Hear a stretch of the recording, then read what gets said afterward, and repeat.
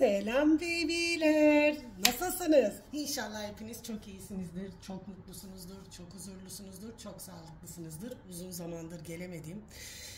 Türkiye'ye geldim. Oğlumla ilgili tedavi işleri var. Onlarla uğraşıyorum, koşturuyorum. Ama Instagram'da her gün aktifim. Bu arada da çok randevum olduğu için çalış. Tabii ki buraya zamanım kalmıyor. Ama düşünüyorum, kızıma devredeceğim. Yani kızım videoları çeksin artık YouTube'da diye, ama işte herkesin enerjisi farklı. Hep düşünüyorum, kızımı çünkü hisleri çok kuvvetli olduğu için, bir de birçok eğitim aldığı için, bir de bizim köklerden gelen bir durum bu. Diyorum kızıma, al anneciğim YouTube kanalını, sen video at, en azından sen yürüt, benim fazla zamanım olmuyor. Ondan sonra sen bu işleri götür diye söylüyorum. İşte yavaş yapacak inşallah, bakalım. Şimdi nasıl gidiyor hayat? İnşallah iyidir, sağlıklısınızdır, iyisinizdir. Ben şöyle bir net olarak bir açılım yapmak istiyorum, ama şimdi hani böyle aklındaki, kalbindeki geliyor mu, gidiyorlar mı değil aslında. Benim istediğim hiç öyle bir tarz açılım olmuyor, nedense farkındasınız. Bıktım ben, çünkü o kadar çok var ki aklımdaki, kalbimdeki, geldi mi, gitti mi diye. Bu arada yeni takip edenler veya denk gelenler varsa zamansız bir zamana niyet edeceğim. Ben tamamen bu işin neresindeyim biliyor musunuz arkadaşlar? Artık hani sen neye dikkat etmen gerekiyor ve neyi öğrenmen gerekiyor, ilişkinde neler oluyor ve neler olacak, o kısmındayım. Yani böyle kart okuma değil de bana ne söylüyorlarsa o. Bunu tekrardan söyleyeyim, bana söylerler, ben de sana söylerim. En alttaki karta baktığım zaman diyor ki, kaderinde ne varsa onu yaşıyorsun bu sıralar diyor sana. Ve 4 aydır diyor bir çıkmazın, bir çemberin içerisindesin.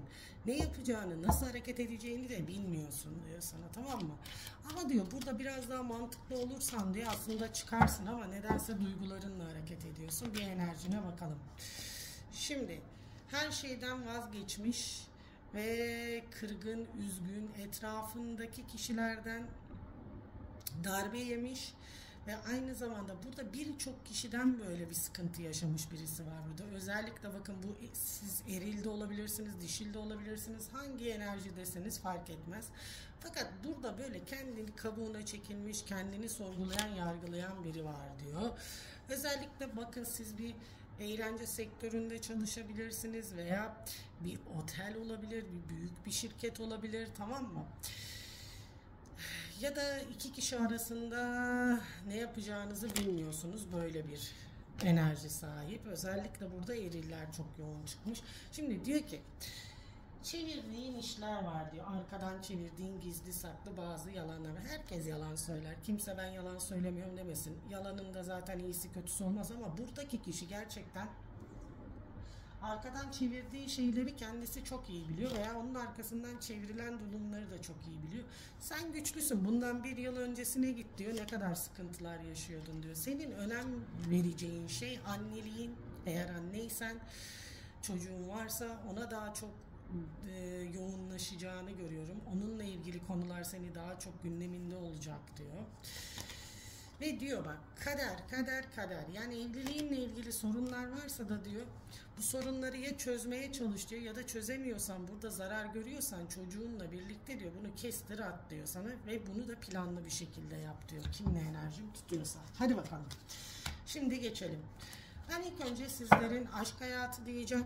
Yani şu anda aşk hayatınızda nasıl bir sıkıntılar var, ne oluyor, ne bitiyor ve ne olacak diye niyet edeceğim. Siz de odaklanın, niyetlenin, bir kapıyı çalalım, bir açsınlar. Bir niyetlenin, hepinizin adına bir niyetlenelim bakalım. Şimdi bir aşk hayatınız diyelim. Şöyle bir seçelim. Ondan sonra sizin şu anki durumunuz neymiş ve sizi neler bekliyor, nelere dikkat etmeniz gerekiyor diye bir bakalım. Ama her zamanki gibi kimse böyle para, iş, güçle değil, ama aşkla ilgili olduğu zaman number one çok şeyle uğraşıyorlar, tamam mı? Yani bence artık Türkiye'nin şartları da belli. Ben buraya bir geldim, şok halindeyim. Yani ben böyle bir pahalılık, böyle bir şey görmedim. gerçekten normal değil. Allah herkese güç kuvvet versin. Acayip bir pahalılık, yani biz yurt dışından geldiğimiz halde burada böyle sıkıntı yaşıyorsak buradakiler neyi nasıl yapıyorlar? Ama bakıyorum yani herkes de alışverişte, kimse hiçbir şeyden de kusur kalmıyor. Nasıl beceriliyor, nasıl yapılıyor anlam veremedim. Şimdi bakalım. Yeni tarot kartlarımla size bir bakım yapmak istiyorum. Alın kabul edin ve diyorum ya, ne zaman denk gelirse, bakın benim eski videolarım da öyledir. Sana 2 sene sonra da denk gelir, 3 sene de sonra denk gelir. Açıp açıp izleyebilirsin. Bir bakalım, bir yoğunlaşalım. Bakalım ne anlatacak aşk hayatınla ilgili. Üzülüyorsun diyor. Yani sen suçu hep kendinde arıyorsun. Neden? Neden suçu kendine alıyorsun? Şimdi mutlu olurken iyiydi diyor. Bak 2 yıldır diyor senin diyor bir ilişkin var veya 2 aydır da bu ilişki içerisinde sorunlar var diyor. Gece uykusuzluk, sıkıntı, depresyon, yani arafta kalma ve diyor sürekli kendini suçluyorsun. Sürekli kendini yargılıyorsun. Bunu yapma diyor sana. Bunu yapma diyor, tamam mı? Yani bunu yaptığın sürece çıkamayacaksın diyor. İkiniz de ayrılmış olabilirsiniz, tamam mı? Veya iki tarafta evli olabilir diyor. Çünkü iki tarafın da diyor birbirine bir bağlılığı söz konusu diyor. Şimdi karşı taraf diyor başka bir yerde olabilir, şehirde olabilir diyor. Bu kişinin de çok büyük sıkıntıları var, eril tarafın. Anlatabildim mi? Şimdi dişilde gece uykusuzluk var, erilde de dibini yaşıyor diyor. Ailevi sorunları gösteriyor, maddi işle alakalı diyor. Bir de mesafe varsa diyor çok büyük bir sorunlar var diyor sana. Ama bunca sorun içinde sen onun için diyor çok değerlisin, çok kıymetlisin. Bak bu ilişkide sorun varsa diyor bu çözülecek zaten bu ayın sonuna kadar. Sen buna tekrardan şans vereceksin, tamam mı? Çünkü bu seni etkiliyor diyor. Ve sende kaybetme korkusu vardı. Dişillere sesleniyorum. Şimdi bu kişi zaten gelecek diyor yani. Gelecek çünkü senin sevgine, şefkatine ihtiyacı var. Başka kimseyle yapamaz bu deniyor. Bunu da buradan söyleyeyim sana. Bunun bir kere bunu cebe koy diyor. Fakat bu ilişkide ciddi bir şekilde hani evlilik, şu bu, tamam mı? Şu anda ben göremiyorum. Bunun için bir yıllık bir zamanı vermişler. Aynı zamanda da diyor bak iki tarafta bir evlilik söz konusu varsa da diyor çok dikkat edin diyor. Zaten bazı karışıklıklar olmuş. Gene diyor bak bu ayın sonuna kadar diyor duyacağınız laflar var diyor size. O konuda diyor biraz tedbir almanız gerekiyor diyor. Yani üzülebilirsin diyor sana. Şimdi sen diyor zaten diyor bazı sıkıntıların var burada, maddi manevi aileyle alakalı diyor, tamam mı? Şimdi sana diyor ki şiritun şirit, yani bir şeyleri çöze ilerlersen, yani adım adım ilerlersen her şeyi daha güzel yapacaksın. Özellikle isminde R harfi, E harfi, S harfi, M harfi, K harfi, L harfi olanlar odaklansın, yoğunluğunu buraya versin, tamam mı? Yani eğer hayatında kimse yoksa da diyor çok yeni başlangıçlar olacak diyor ve bu ilişkiler de ciddiye gidecek diyor. Öncelikle bunu buradan dile getireyim. Bakalım devam edelim. Şimdi diyor ki sen yapacağını yaptın diyor. Bir bekleme sürecindesin diyor. Biraz da rahatsın aslında diyor. Böyle bir rahat etmek istiyorsun artık diyor sana. İki kişi arasındasın. Özellikle bak senin kafanı karıştıran biri var burada. İş ortamında olabilir veya çevrende olabilir. Geçmişten tanıyor olabilirsin diyor. Tamam okey. Seni diyor görünüşüyle diyor çok cezbediyor diyor. Bu kadın yuvarlak gözlü, genelde çok böyle bir kadın, böyle yani dediğim dedik, böyle inatçı bir yapısı var ama gösterişli de aynı zamanda. Güzel hatun, beğendim ben. Tamam mı? Sen bir toprak grubuysan diyor, tamam mı? Bu kişiye sağlam gelmek istiyorsun ama bu kişi evlenmiş, ayrılmış, bir çocuğu da olabilir veya evli de olabilir. Yani burada diyor ki sen bu kişinin yanında diyor çok diyor huzurlusun diyor. Çok iyi, her şey iyi diyor ama çok ağır hareket ediyorsun ve bu karşı taraftaki kişi de diyor senin bu ağır hareketinden dolayı diyor, tamam mı? Biraz geri çekilmiş ve mutsuz ilişkide diyor. Çünkü sen her şey sağlam olsun istiyorsun ama bu kişi de diyor ki yani biz birlikte yapalım, destek olarak gidelim diyor. Sen diyor ben diyor evlenmek istiyorum, çocuk sahibi olmak istiyorum diyor sana ve diyor sen bana haksızlık yapıyorsun diyor, tamam mı? Bak şimdi sana diyor ki sen şimdi bu ilişkiyi bitirmiş gitmişsin.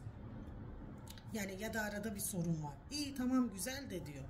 Yani gittiğin yol diyor seni nereye götürüyor biliyor musun? Felakete mi götürüyor? Daha iyisi mi olacak? Daha problemlisi mi olacak? Bilmiyorsun diyor ve git gellisin de diyor sana. Şimdi böyle bir süreçtesin diyor. Karar vermen gerekir. Eğer sen bu kararı vermezsen evren vura vura vura sana bu kararı verdirecek zaten. Öncelikle onu sana söyleyeyim. Şimdi diyor ki birisinden, geçmişten gelen birinden diyor bir adım göreceksin diyor sana ve bu kişi seni hayatına almak için çok çabalayacak çünkü çok canını yakmış senin bu diyor.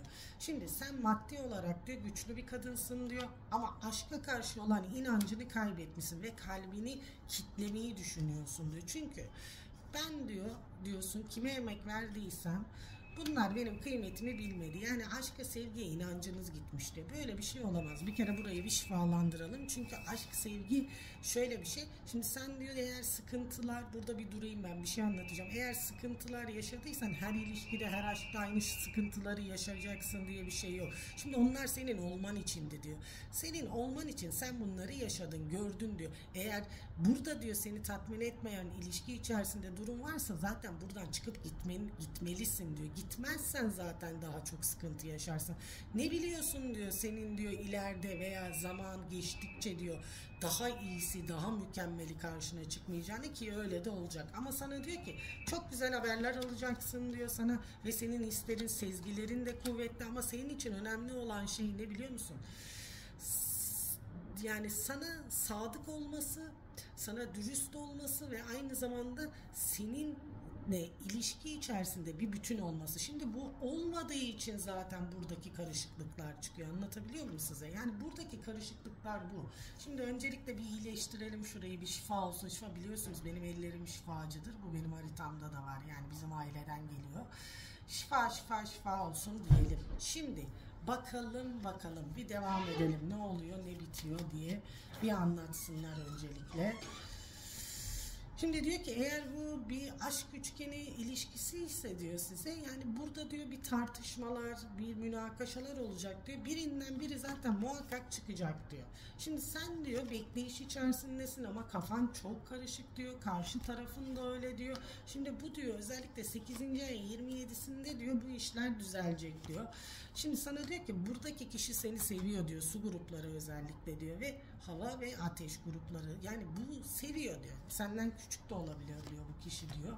Veya diyor ruh olarak da olabilir. Şimdi sen buradan gidersen diyor mücadele etmezsen sonradan pişman olacaksın. Şimdi bazılarınız da diyor mücadele etmeniz gerekiyor diyor. Şimdi bu nasıl bir mücadele dersen de tamam mı? Çünkü bu ilişkide bu kişi sana verildi diyor. Niye verildi diyor? Senin bunu düzeltmen için. Şimdi kimse kimseyi düzeltemez de burada bir ruh eşliliği, ikiz ruh alemi olduğu için diyor sabırla ilerlemen gerekiyor diyor sana. Ve bak eğer ki Aslan burcuysan diyor sen bu ilişkiden kaç kere gittin ben sayısını unuttum. Sen biliyorsundur. Ama diyor gene bu kişiye geliyorsun, gene bu kişiye geliyorsun. Neden geliyorsun? Çünkü bu senin diyor artık bir dünyanda bir parça olmuş diyor. Sen bununla bir tamamlanmayı istiyorsun ama karşı tarafa da güvenemiyorsun. Güvenle ilgili problem var diyor. Ama eninde sonunda sen bununla aile kuracaksın diyor. Bu diyor kişiyle 3 hafta içerisinde diyor bir tatile gidebilirsin, bir yolda konuşup görüşebilirsin diyor sana tamam mı? Şu anda o kişi sana çok kızgın, çok öfkeli diyor. Sen de ona öfkelisin diyor tamam mı? Ama bana burada denilen bakın özellikle bak bu kişiler sizin gibi ateş grubu, hava grubu veya Başak Burcu da olabilir. Sana burada diyor ki dengeyi kuracaksın diyor. Çünkü buradaki olay kadersel. Sen diyor bazı şeyleri ne kadar gizlesen saklasan da diyor tamam mı inatlaşmayacaksın diyor ve sen diyor evet yorulmuşsun yara almışsın bu ilişkiden sınır çizmişsin gitmişsin olmamış diyor ama gene de diyor düşünüyorsun ve seviyorsun. Yani burada bana anlatılan şu ilişkinizle alakalı bir bitiş bir durum gözükmüyor ama size diyor ki mücadeleye devam diyor burada. Biraz diyor bakın her iki tarafın da olgunlaşması için diyor bazı sıkıntılar yaşanılır. Ama önemli olan bu sıkıntılarda birbirinizi kırmadan, hakaret etmeden, öfkelenmeden ilerlemek deniliyor bana canlarım. Şimdi onun sana karşı olan düşüncelerine bir bakalım. Meraklar içerisindeyim. Seninle ilgili ne düşünüyor? Bir bakalım seninle ilgili ne düşünüyor? Hadi bakalım niyetlenin, odaklanın. Ne düşünüyor? Şimdi diyor ki bak beni yıktın gittin diyor tamam mı? Benim ailem var bunu da biliyorsun diyor. Ve ben seninle bir tamamlanma yaşayamıyorum diyor. Ama seninle konuşmaya ihtiyacım var. Sen diyor kafamı çok karıştırıyorsun. Seni sürekli izliyorum, gözlemliyorum ve aşıklar kartı. Seni çok seviyorum diyor. Özellikle 19 gündür arada bazı sorunlar vardı. Evet, zorluklarımız var. Bunu ben sana her zaman diyorum. Ve diyor daha da çok zorluk olacak. Ben seni bazı durumlarda kırıyorum diyor. Ama diyor yapmak istediklerimi yapamıyorum. İki taraf arasında kaldım diyor. Şu an diyor her şey kapalı ve zorluk içerisinde diyor. Ama diyor sen benim her şeyimsin diyor bak burada arkadaş, tamam mı? Çünkü diyor biz bir tamamlanma yaşayacağız diyor. Ben bunu yapacağım, bunu da başaracağım. Yeter ki bana inan, yanımda ol diyor. Özellikle 4-5 ay içerisinde zaten her şeyi net göreceksiniz. Bu kişi ister istesin ister istemesin kadersel olarak diyor bir başlangıca girecek. Zaten sizi çok seviyor diyor. Şu anda içine kapanmış diyor. Sen onun başının tacısın diyor. Aldım, kabul ettim, aldım, kabul ettim. Sizleri uyanı alın. Her zaman diyorum uymayan evlere geri yollayın. Seviliyorsunuz. Beğenmeyi, abone olmayı unutmayın. Görüşmek üzere diyorum. Tschüss.